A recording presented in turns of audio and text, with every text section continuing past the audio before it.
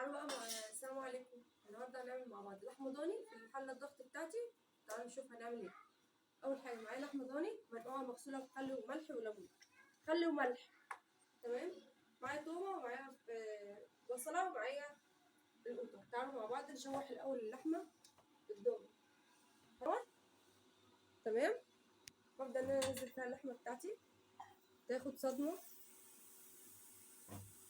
زي ما انتم شايفين كده. الحله غويطه زي ما انتم شايفين. احط اللحمه كلها وارجع لكم. حطيت اللحمه بتاعتي هنا ونحط بقى، اسيبها تتشوح شويه. اللحمه بتاعتي اهي، نبدا بقى نشوحها لحد ما تغير لونها وبعدين نحط عليها حاجتها. اول ما اللحمه تغير لونها كده هبدا انزل عليها بالبهارات بتاعتها: مستكه وحبان ورق لوري ولومي، ورق لوري وكوبيبه صيني وشويه زعتر وروزماري. انزل عليها بالبصل، انزل عليها بالقوطه، انزل عليها بالثومه. هشوح بقى ده كله وارجع له. البهارات بقى العاديه تبقى قرفه وجنزبيل، وهتبقى فلفل اسمر وشويه بهارات لحمه بس. بعد ما اللحمه اتشوحت، لو هتعملي في حله الضغط ميه مغليه وتنزلي عليها زي ما انتوا شايفين كده، يا دوبك بس تغطيه زي ما انتوا شايفين. هقلبها بقى الميه بتاعتها. ده تعالوا، ده مستوى الميه بتاعت اللحمه بتاعتي عشان ده 3 كيلو لحمه. تمام. ابدا بقى ان انا اغطيها زي ما انتوا شايفين كده وارجع لكم بقى واحنا بنغرف.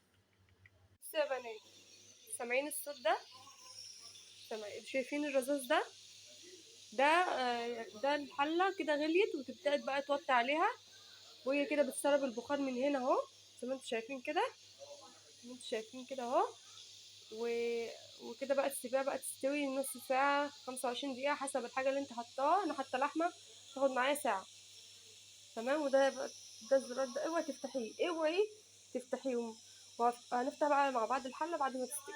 دي الحلة بعد ما خلصنا بتفتحيها وتبعدي عنها خالص زي ما انتوا شايفين كده، وتبعدي وشك خالص وتسيبها تخلص البخار بتاعها. واوريكم بقى اللحمة وهي طالعة. هي كده خلصت اهي وطلعت كل البخار اللي فيها خالص. هنبدأ بقى نفتحها مع بعض ونقول بسم الله الرحمن الرحيم. فتحتها اهي. هبدأ بقى ان انا اشوف اللحمة بتاعتي. نلف زي ما انتوا شايفين كده ونميل كده اهو. بسم الله الرحمن الرحيم. هطلع الغطا عشان هو تقيل شويه. هطلع معاكم بقى حته اللحمه، شوف كده عامله ايه. بصوا الشوربه صافيه ازاي. بصوا بقى اللحمه عامله ازاي عشان سخنه قوي. هي ايه دايبه خالص.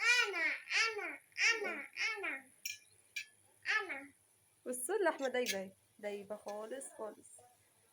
والسلام عليكم ورحمه الله وبركاته. متنسونيش في لايك وشير ولايكات كتير قوي عشان الفيديو يتنشر. صلوا على النبي عليه الصلاه